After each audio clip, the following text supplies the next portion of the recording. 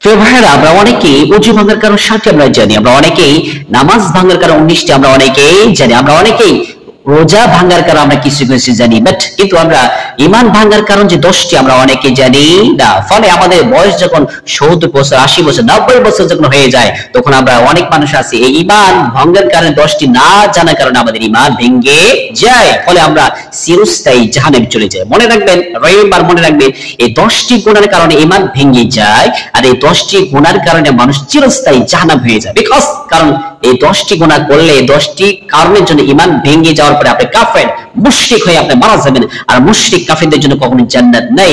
ইল্লা হারামা আলাইহিম জান্নাত, তাদের জন্য আল্লাহ তাআলা জান্নাত হারাম করে দিয়েছেন। রাব্বিল আলামিন কাফারু ওয়া কাযাবু বিআয়াতি উলাইকা আসহাবুন নার হুম ফিহা খালিদুন। যারা আমরা আয়াতকে অস্বীকার করে, রাব্বিল আলামিনকে অস্বীকার করে, দ্বীন ইসলামকে যারা অস্বীকার করে, রাব্বিল আলামিন তাদের জন্য বলেছেন আমি তাদের জন্য জাহান্নাম রেখেছি। শুধুমাত্র কেবলমাত্র জাহান্নাম রেডি করে রাখি নাই, তাদের জন্য চিরস্থায়ী জাহান্নামে রেখেছি। নাউযুবিল্লাহ। তার মানে ঈমান ভাঙার কারণ 10টির ভিতরে নাম্বার 1 শিরক আকবার করা। শিরক আকবার করা, যে ব্যক্তি শিরক করবে তার জন্য রাব্বিল আলামিন বলেন ইন্নাল্লাহা লা ইয়াগফিরু আইয়ুশরিকা বিহি মা দুনা যালিকা ইয়াশা ওয়া ইয়াশরিকু বিল্লাহি ফাকাদ দালালাম মুবিনা। রাব্বিল আলামিন নিশ্চয়ই রাব্বিল আলামিন সব গুনাহ মাফ করবেন, রাব্বিল আলামিন নিশ্চয়ই সব গুনাহ মাফ করে দিতে পারেন, কিন্তু কেবলমাত্র শুধুমাত্র শিরক গুনাহ কখনো ক্ষমা করবেন না। যারা শিরক করে রাব্বিল আলামিন তাদের জন্য ইন্নামা হারামা আলাইহিল জান্নাত, তাদের জন্য জান্নাত হারাম করে দিয়েছে। নাউযুবিল্লাহ। যারা শিরক আকবার করবে, যারা মাজারে পূজা করবে, যারা মাজারে সিন্দি দেবে, মাজার নামে মানত করে, এমন টাকা আছে না নাই? যারা মাজার নামে মানত করে, মাজারকে সেজদা দেয়, কবরকে সেজদা দেয়, নবী সাল্লাল্লাহু আলাইহি ওয়াসাল্লাম বললেন তাতে কিছু কবর মাসাজিদ তোমরা কবরকে সেজদা করিও না। যারা পীর সাহেবের কদমে যারা চুম্বন করে, পীর সাহেবের পায়ের কাছে যারা সেজদা দেয়, তারা শিরক আকবার করে। যারা বলে এই ডাক্তার যদি আমাকে ওষুধ না দিত তাহলে মারাই যেতাম, যারা বলে এই মানুষটা যদি সহযোগিতা করতো তাহলে আমি মারাই যেতাম, আমার কবরে ঘাস জ্বালাতো, এমন টাকা আছে না নাই?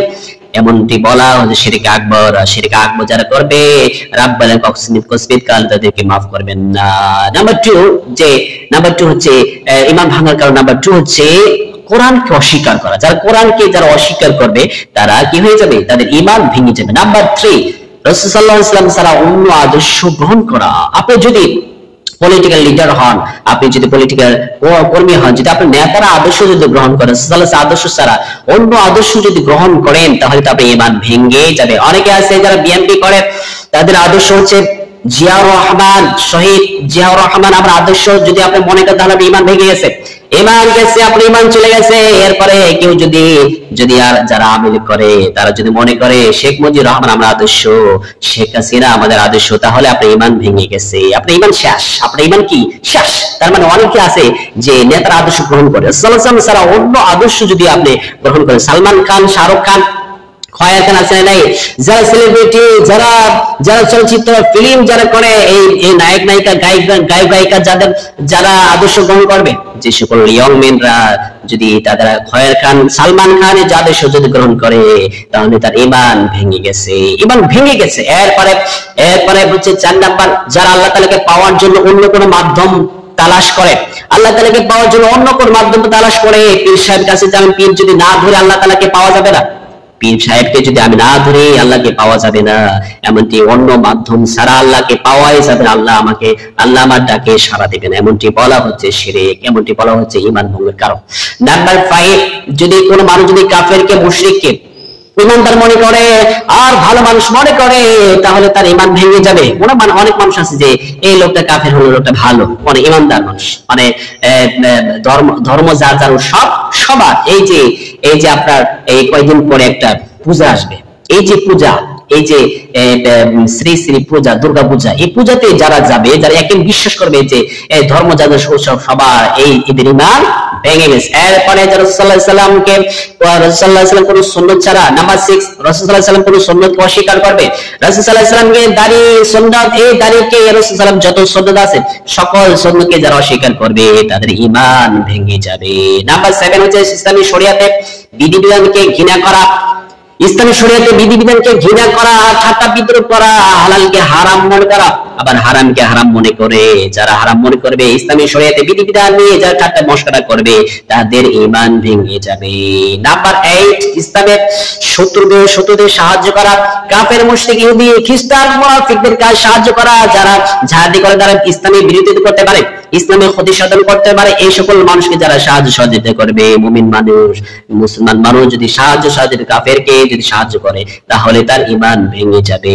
নাম্বার 9, কোন ব্যক্তিকে ইসলামে ঊর্ধ্বে হচ্ছে, কোন ব্যক্তিকে ইসলামের ঊর্ধ্বে হচ্ছে ইসলামের বেশি ভক্তি করা, সম্মান প্রদর্শন করা, মাজার পূজা করা, এরপরে পীর সাহেবকে ইসলামের শরীয়ত বিধান চেয়ে বেশি পরিমাণে শ্রদ্ধা করা, যে বিধি শ্রদ্ধা করবে ইসলামের চেয়ে অন্য কোন বিষয় যদি আপনার কাজকর্ম যে কোনো কাজ হোক না কেন, ইসলামের শরীয়ত বিধি বিধান চেয়ে আপনি যদি বেশি পরিমাণে যে সম্মান করেন, শ্রদ্ধা করেন, ভক্তি করেন, তাহলে আপনার ঈমান চলে গেছে। নামাজের সময় হয়েছে, যেমন ফর এক্সাম্পল নামাজের সময় হয়েছে, এই সময় যদি নামাজ বাদ দিয়ে নামাজ দরকার নাই, এখন আমার কাজ করতে হবে, তাহলে ঈমান আপনার ভেঙে গেছে। যদি আপনি এটা মনে করেন যে নামাজ জোহর নামাজ হয়েছে, আসর নামাজ সময় হয়েছে, এই আসর নামাজ দরকার নেই, মাগরিব নামাজ দরকার নেই, আমার কাজ করতে হবে, এটা যদি আপনি একে বিশ্বাস করেন, তাহলে ঈমান আপনার ভেঙে গেছে, আপনাকে ফিরে আসতে হবে আল্লাহ তাআলার দরবারে।